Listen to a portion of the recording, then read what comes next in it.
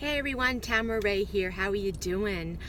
Christmas is just a few days away, and as you can see, I'm sitting in my car, actually on my way into Target, and God just dropped something into my spirit as I was looking through some pictures. Everybody has their Christmas tree pictures out with all the gifts, and last night I was setting out my gifts for my boys, and my oldest, who's going to be 14 in just 2 weeks, was comparing his brother's gifts, who is 12, to his gifts. And of course, there was quite a variance in the amount of gifts. So he was a little taken back at why his brother was getting so much more than him.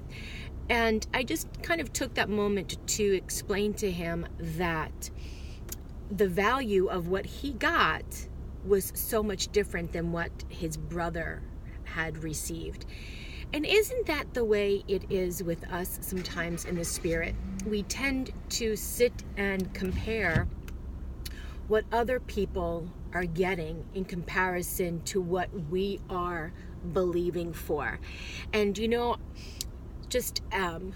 for an example, the things that my older son wanted took a lot more time to budget for, a lot more time to prepare for, because they were greater in value than the multitude of things that his younger brother received. And sometimes in the spirit, the more mature we are, it takes a lot longer for us to receive the greater things we're believing for, because they are of greater value. It's going to take longer seasons of preparation for us to be ready to handle the things of greater value that God wants us to give. When we're baby Christians, we're getting the gifts that we need and desire at that time, because those things are building our faith.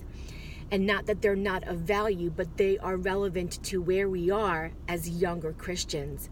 But the older we get, the greater the value of the lessons we learn, the greater the value of the process, the greater the value of the end result. So don't ever compare the amount of what you have versus what somebody else's have, or what you're believing for in comparison to what somebody else believed for and got right away.